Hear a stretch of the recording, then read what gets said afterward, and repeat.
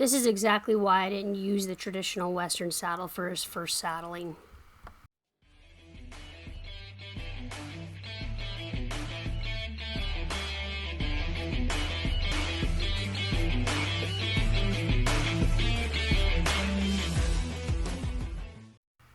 Alright, welcome back to Becky Amio Horse Training, and today we're going to do Shooter's, second saddling with a traditional Western saddle. If you missed the first video of him being saddled, I saddled him with my Boss bareback saddle for the first time.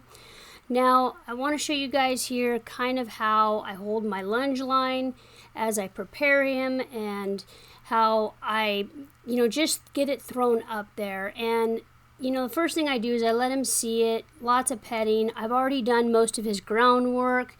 He's, taken the edge off of him. And when I go to swing it up there, what I want to show you guys here is this is what I was anticipating in this colt. And he's a good sized 2-year-old.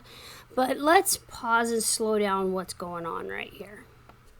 Okay, the first thing I want to point out is this disadvantage that truly all of us are at when we throw that saddle up on a horse's back. We get this blind spot here when we put the saddle up over our head like this, and our entire midsection is exposed, our legs are exposed as that saddle is up in the air. And I just think that taller people with a longer wingspan don't take this into account, and I especially think men who are much stronger than myself don't take this into account when they're starting colts, how much more of an advantage they have because of their strength and height and the length of their arms. And quite honestly, I didn't take it into account either up until just a few years ago. Now, I've never been kicked by a horse while I was lifting that saddle up, but I have been run over top of by one. And so I found getting them really soft in the face like this horse is, and holding that lunge line where I am helps kind of bend them around me. I also make darn sure that they know to move away from me in the event that they get scared and move that shoulder away from me rather than coming over top of me. In fact, there's another video that I've done that's gotten quite a bit of traffic all about how I asked that horse to move that shoulder away from me, because it will come back to haunt you if you haven't taught them to move that shoulder away. Now, there's this point here where the saddle is kind of, half on him, half off, and he's stepping away from me, and I'm trying to follow him. But thankfully, this colt is soft enough in his face that he's just bending in a circle around me, and I'm really thankful for that for this first time. I'm not trying to hold on to this lunge line hard and fast. I don't want to restrain him. That's why we're not doing this at the tie rail, because I don't want it to be a wreck. I want him to leave. If he's truly scared, I'd rather him leave, because if they really feel like they're being restrained, scared turns into fight, and fight turns into getting kicked, right? So I keep on walking around with him, trying to hold my saddle. Now, this is an older saddle. I'm not too concerned if it hits the ground, but we also have to be aware that if this saddle does hit the ground, we have to make sure that if this colt does spook at it and kick at it, we're not in the line of fire, because that has happened. That's one of the reasons why I throw stuff on the ground in front of them. And in other videos, you might have seen me throw like the buoys on the ground in front of them to see what they're going to do. Because sometimes they're reactive to when that stuff hits the ground. And I want them to know that that's okay. And I want to make sure they're not going to have any fear, flight, fight reaction to it when it does hit the ground. So I've got this lunge line, around my arm. And I know, I'm not going to get the saddle up at this point. I just hang on to it and let him keep going and try to not make it a very big deal as he moves away from me here.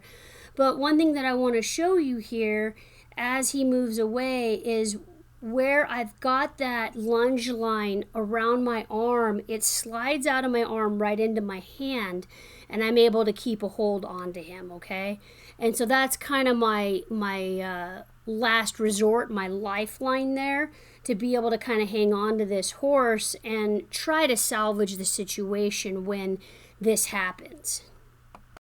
So I regroup, and to be honest, I cannot tell you how much negative self-talk was going on at this very moment. I was thinking, why did I even bother trying to video this? why am I trying to do this with this horse? You know, historically, he hasn't been the easiest one to get along with. You know, what the heck was I thinking? You know, but I'm also telling myself I've got to get this done. I've worked with tougher ones than him. And if you guys remember, if you've followed him at all in any of his videos, I mean, he has come a long, long way to get to this point. I mean, this horse used to never even like being touched on his face. So I regroup and I kind of postpone the inevitable, play around my saddle pad, lots and lots of petting and rubbing on him, and have to gather up all my gear on my saddle to get him ready for this again.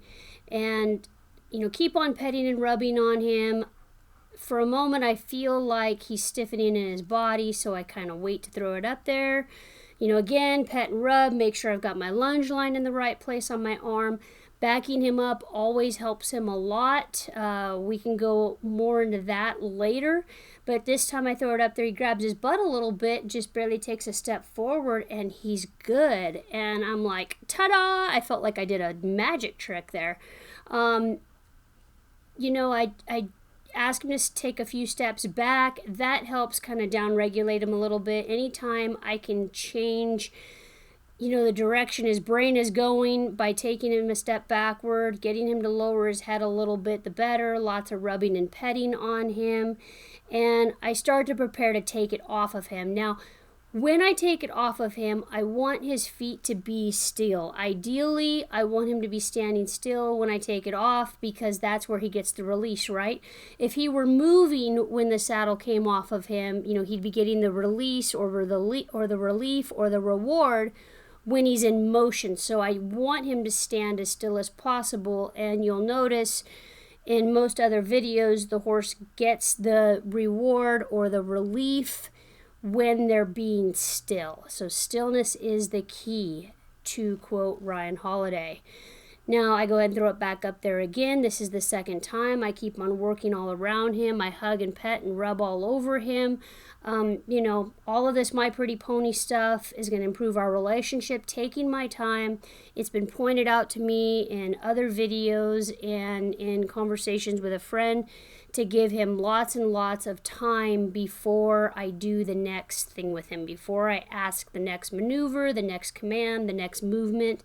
Give him lots and lots of time to absorb it. And so I have to force myself to move slower, think slower when I work with him.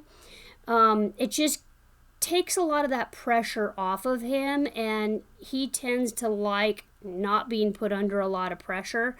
I go ahead and throw it up there again. You know, he grabs his butt and he prepares his body, but he takes it really well, and I'm starting to get pretty excited about it. I feel like, okay, you know, we're going to overcome this. You know what I mean? This feels pretty good. It's all coming together. I'm able to work around both sides of him. He's keeping his feet still. We're starting to get some head and neck lowering. Look, he's starting to bring the head down a little bit, but naturally he kind of wants to hold his head up a little bit higher. And if you notice, when he reacts, his head tends to go up into the air pretty darn high. But he lets me rub all over him, and that's kind of a big deal to improve our relationship. He isn't normally one that likes to let me do that.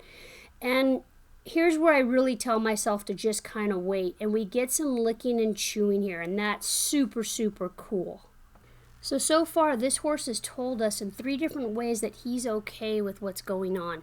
He's lowered his neck and head, he's licking and chewing, he's relaxing that jaw, and he's got a hind leg cock there.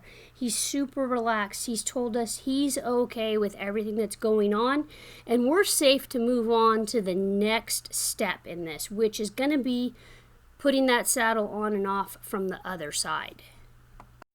Again, I err on the side of waiting for him now at this point, and I have to admit, I don't know that I've ever waited this long on a horse to move to the next step. Just standing back and watching his response as he lowers his neck and he kind of bobs his head, and I catch him doing that quite often in all of my sessions with him. He just kind of nods and bobs and lowers it as he's saying, I'm okay with this, I'm okay. So I'm going to go ahead and switch to the other side. I'm going to move him forward here a little bit, make sure that he stays in the angle of the camera here. and turn him around and make sure you guys can see me throw it up there from the opposite side now. And historically, this right side has been his good side for everything that we've worked on up until this point.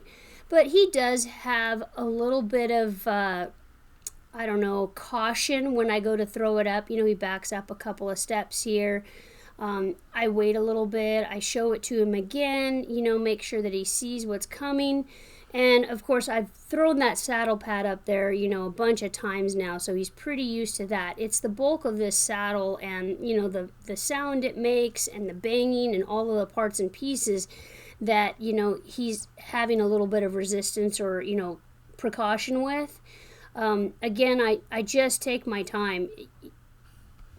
And right here where I kind of bounce the saddle off of my thighs to help me get it up there, he spooks a little bit at that. And these are all things, little idiosyncrasies that it takes when you're starting one to pay attention to those things and what you got to work through. You have to work through every single little step with these guys, because if you ignore that step right there, you may have a problem saddling the rest of this horse's life. And I don't mean to be hyperbolic about that.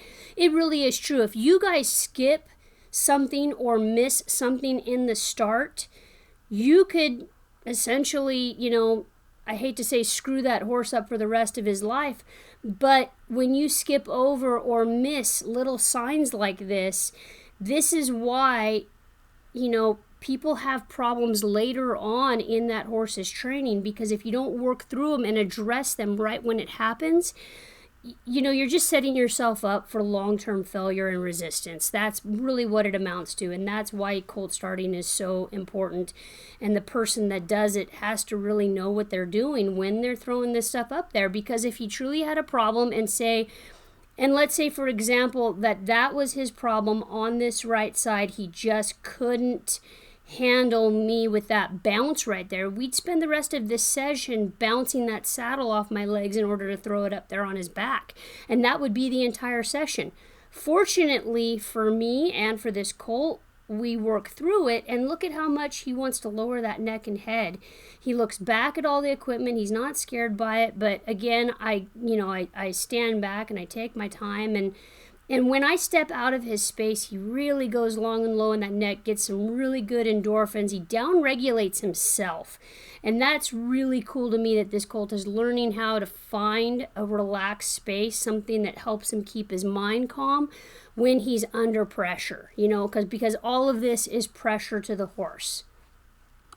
So at this point, I've let my lunge line go. It is his choice to stand there with me and go through all of this, and I'm pretty excited that this colt is taking all of this really well like this, letting me pet and rub all over him. I walk him back forward again to make sure he stays in the camera, and also making him take those few steps over with this new weight on his back. That's enough to set him off, you guys. I can't emphasize that enough. It only takes one step. There really is a lot of truth to that, walking your horse after you've cinched them up even tighter, because when they feel the tighter cinch, they might blow, and they really do. They really, really do. I can't emphasize that enough. So anytime you add something new and then ask them to take a step, you're kind of evaluating to see how they respond every single time. And he gave me a nice cock leg there when he thought he was standing still. I wanted to move him around so you guys could see me cinch him up. And he's already worn the surcingle a bunch of times, and so he knows what it feels like to have something tight around his girth area.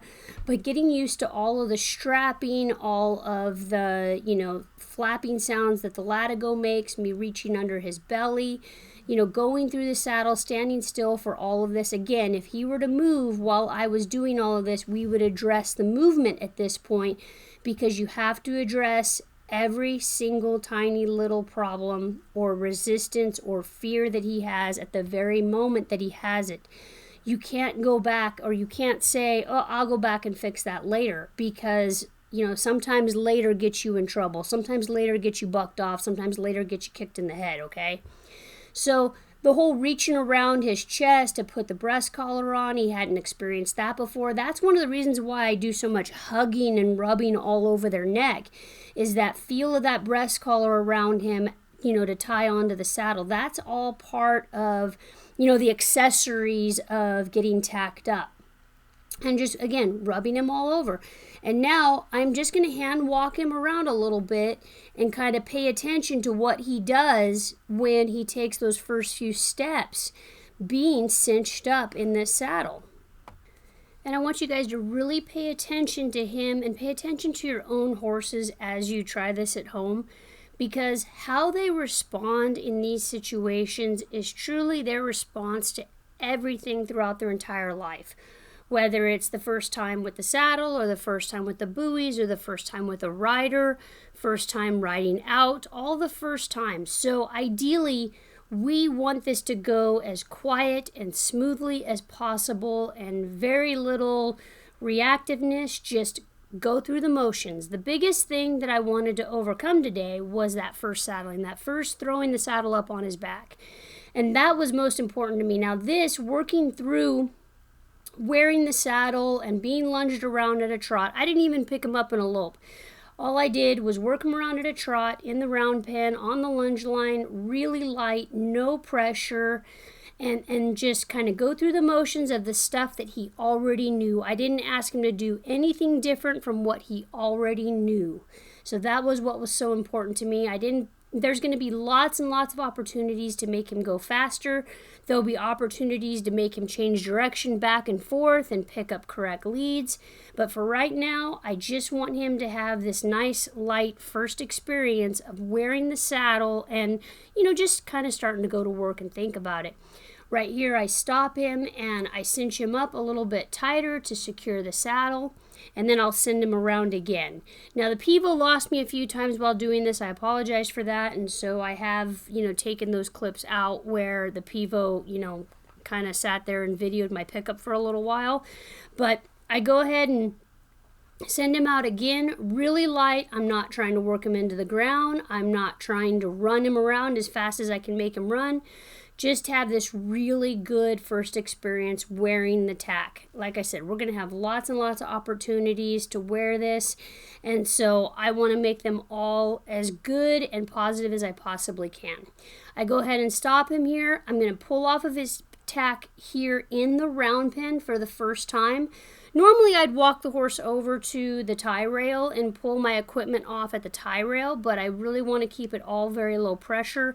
I want to keep the round pen a really quiet place. I want to keep it a place where he gets some relief.